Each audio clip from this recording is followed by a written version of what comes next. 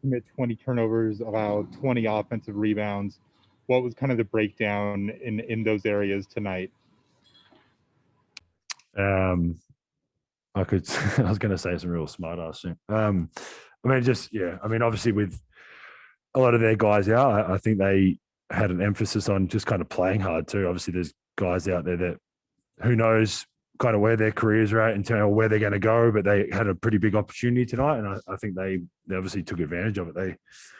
They crashed every possession. Some of them were probably obvious kind of box outs that we just missed. Some of them, a couple of them, Rudy blocked it or whatever, and they were able to get it. So that's it's obviously something that I mean I think they had 20 or 21 or whatever it was, which is horrible. So we obviously need to make sure we don't let that happen again. The turnovers, I think sometimes we know we're going to have some turnovers because we do move the ball. Obviously, 20 is way too many.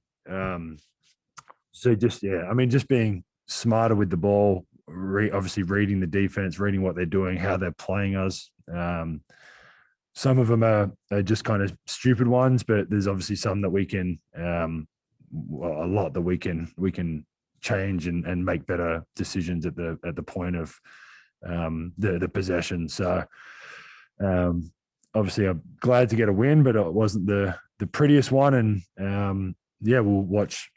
No doubt we'll watch some film and we'll get ready for the next one. Kristen Kenny, Just TV. Joe, coach described the play tonight as very poor. With that said, what is the first thing that you want to address as you guys hit the road? I mean, we obviously didn't play well. I think we had not that this is an excuse or anything, but we had a pretty big week with Doug and everything that happened there. And I know personally, and I know some other guys, I'm sure coach too, that there was, so, I mean, it was a tough week. This dude's been such a massive part of our organization for 21 years, and to not kind of have him with us for the first time is I mean, it's extremely sad. So that obviously, like I said, it's not an excuse, but I think there was some, like, I know I was thinking about it a lot. But yeah, we regardless of that, we have to be able to kind of not put your personal life on the side, but when we're out there playing, we've got to be locked in. And there was obviously times we weren't tonight, and whatever the choice of words that coach used was obviously right. So, like I said, we'll go and watch it, and no doubt we'll sit there and figure it out. And I mean, the great thing about the NBA is we'll be back out there in 48 hours or whatever it is to have another chance and play better. All right, last question, Sarah Todd, Deseret News. Joe, I actually wanted to ask a little bit about Doug.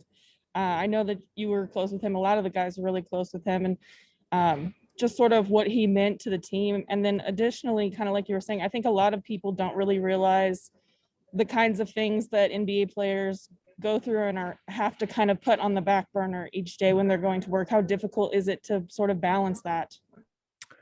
I mean, it's hard. I understand. Our job is kind of we normally play in front of 20,000 people here, and not that they don't care what's going on in your personal life, but they're here to watch us play. They want to see us play well. But at the end of the day, we're real human beings that have stuff that go on, like stuff with Jacob with me a few years ago. Like there's real stuff that happens in our lives that we obviously, it's like, again, it's our job to be able to almost like compartmentalize parts and like try and leave it in the locker room and go out there and do what we are obviously paid to do. But I mean, no doubt it's hard, and especially the Doug stuff. Like I said, like 21 years, a few years before that with Kyle and John, and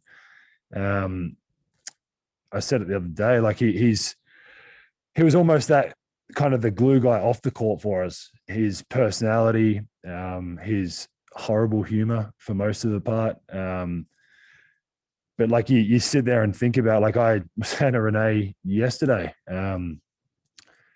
like I wish I went to one more massage that I didn't go to. And stuff like that. So he was just such a, I know behind the scenes that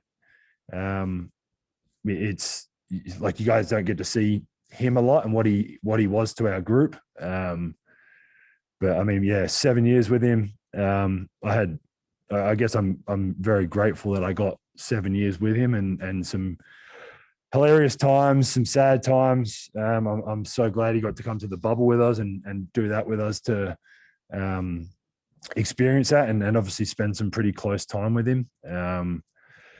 Speaking to his wife and his girls, obviously that part of it is extremely sad, and obviously the organization, me personally, I think anyone is going to be there for them and whatever they need. So yeah, I mean it's been personally one of the toughest weeks I've had in a very, very long time.